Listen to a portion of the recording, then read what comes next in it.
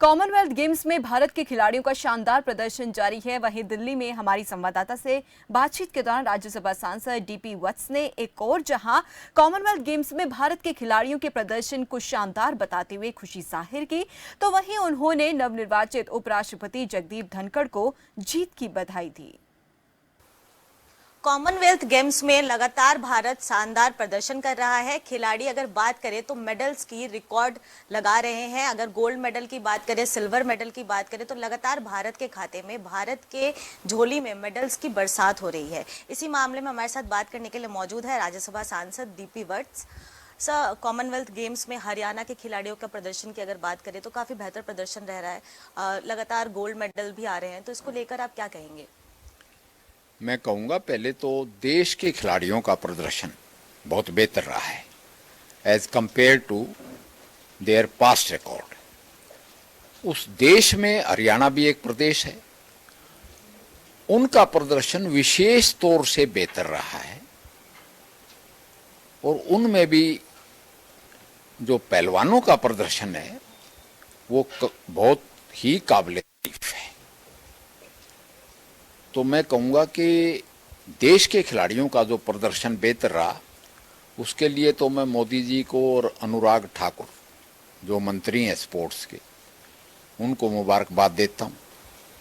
और ख़ासकर हरियाणा के खिलाड़ियों के लिए मैं प्रदेश सरकार और ख़ासकर खिलाड़ी खुद और हरियाणा में जो इंसेंटिव्स दिए गए हैं बाई सक्सेसिव गवर्नमेंट्स, उन सब को मैं मुबारकबाद देता हूँ। जो हरियाणा में, एक तो हरियाणा का आदमी जिस चीज़ के पीछे पड़ जाए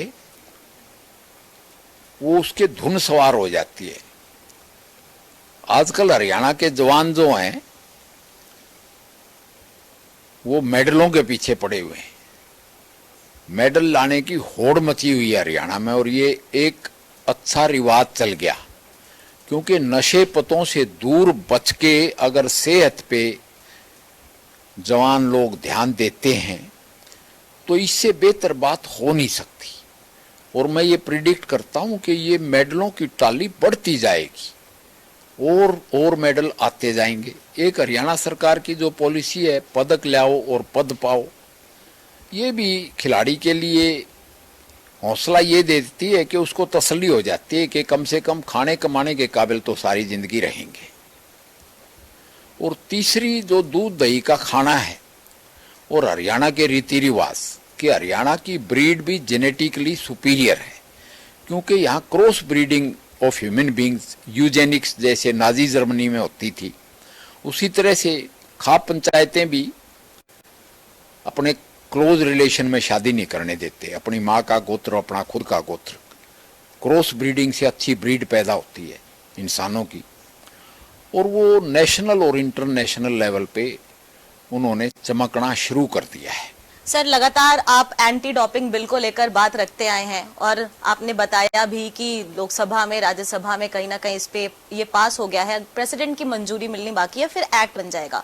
तो आपको क्यों लगता है कि एंटी डोपिंग बिल खिलाड़ियों की मदद करेगा? क्योंकि हमने अंतर्राष्ट्रीय स्तर पर भी देखा है कि बहुत सारे ऐसे खिलाड़ी भी हैं जो कुछ ऐसे सब्सटेंसेस का सेवन कर लेते हैं जिससे उनका करियर भी खराब हो जाता है, और अगर बात करें तो बहुत बार ऐसा भी देखा गया है कि उनकी मौत भी हो जाती है।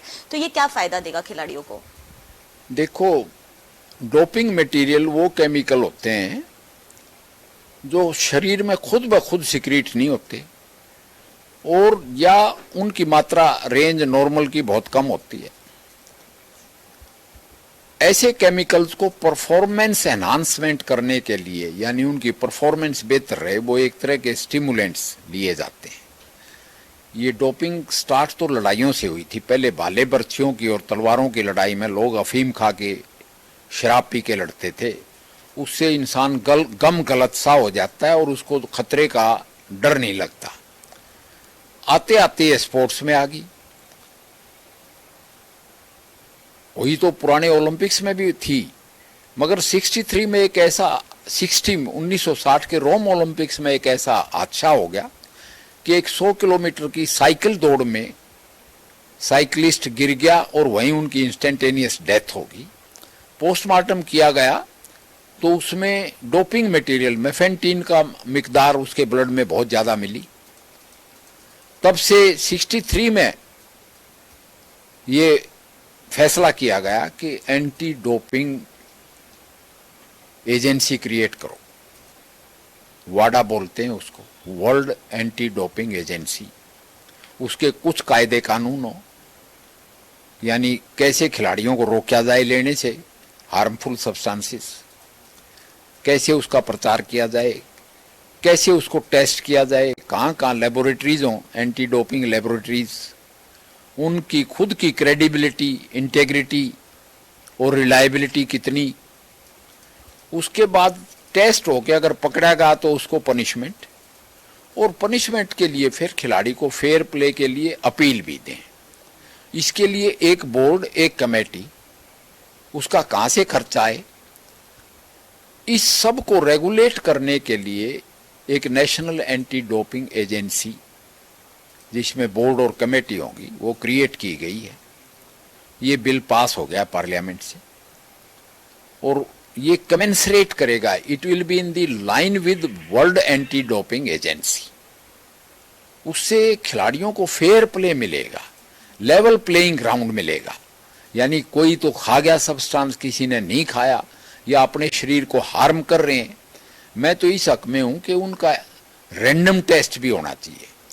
चाइना में क्या होने लगा है कि भाई पहले एनाबॉलिक स्टेरॉइड दे देते हैं और 7 दिन पहले बंद कर दिए, वो ब्लड में आते नहीं है। तो मैं कहता हूं इंटरनेशनल एथलीट्स का, स्पोर्ट्समैन का सरप्राइज चेक भी होना चाहिए डोपिंग के लिए, ताकि उनकी सेहत बरकरार रहे, क्योंकि ये तो आर्टिफिशियल बिल्डअप है।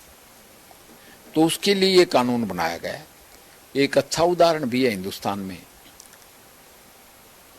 सर, उपराष्ट्रपति के रूप में जगदीप धनखड़ को चुना जाता है। मार्गरेट अल्वा को वो काफी ज्यादा सीट से हरा देते हैं, तो आप उनको क्या बधाई देना चाहेंगे? क्योंकि लगातार हमने देखा कि कल प्रधानमंत्री नरेंद्र मोदी भी पहुंचे, राजनाथ सिंह भी पहुंचे, और वो हरियाणा से भी उनका ताल्लुकात रहा है, राजस्थान से भी ताल्लुकात रहा है। और अगर बात करें तो लगातार विपक्ष ये बात भी कह रहा है कि वोट बैंक भी इससे काफी बढ़ेगा। वोट बैंक तो हमारी पार्टी का बढ़ते ही आ रहा है कि दुनिया की सबसे बड़ी पार्टी है, और 302 सीट लेके तो हम आए थे। अगले इलेक्शन में 400 हमारा टारगेट है। रही बात माननीय उपराष्ट्रपति जगदीप धनखड़ जी की, गांव में पैदा हुए, झुंझुनू जिले में गांवों की पढ़ाई की। उसके बाद वो अपनी मेहनत से सैनिक स्कूल चित्तौड़गढ़ में गए, वहां पढ़े। फिर उन्होंने लॉ किया। लॉ के बाद जयपुर हाई कोर्ट में, जोधपुर हाई कोर्ट में प्रैक्टिस की। उसके बाद वो सुप्रीम कोर्ट के सीनियर एडवोकेट रहे। चुनाव जीत के भी आए झुंझुनू से, और सेंटर में पार्लियामेंट्री अफेयर्स के मंत्री भी बने, और अब बंगाल के कामयाब या पीपल्स गवर्नर। तो पहले तो मैं उनको मुबारकबाद देता हूं कि वो ऐसी शख्सियत हैं जो डिजर्व करते हैं। रही बात उनकी रिकॉर्ड तोड़ जीत, वो अक्रॉस दी पार्टी लाइंस लोगों ने उनको वोट दे दिया उनकी शख्सियत की वजह से। दूसरी बात, मैं बधाई देता हूं हमारी पार्टी हाईकमांड और खासकर प्रधानमंत्री माननीय मोदी जी को कि उन्होंने ऐसे धरती पुत्र को चुना कि जो तजुर्बेकार है, इंटेलिजेंट हैं, बैलेंस्ड हैं। और मेरी उनसे मुलाकात हुई थी तो उनको सेना का पूरा ज्ञान है, सैनिक स्कूल में पढ़ के स्टूडेंट होने की वजह से, और फिर भी वो फौजियों से वाबस्ता रहे हैं, यानी कांटेक्ट रखते रहे हैं। जन भावनाओं का पूरा ख्याल है उनको। तो ये एक अच्छे काम से, वोट बैंक पॉलिटिक्स नहीं है, एक अच्छे आदमी को अच्छे काम के लिए आगे बढ़ाना है। हाँ, धन्यवाद। तो ये थे हमारे साथ बात करने के लिए राज्यसभा सांसद डीपी वत्स, जिन्होंने कहा कि भारत लगातार खेल में गोल्ड लेके आ रहा है और आगे भी ये सिलसिला जारी रहेगा। नई दिल्ली से कैमरा पर्सन रिंकू के साथ प्रियंका राय, खबर फास्ट। और लेते हैं छोटा सा ब्रेक, फौरन हाजिर होंगे। आप देख रहे हैं खबर फास्ट, तेज खबर पैनी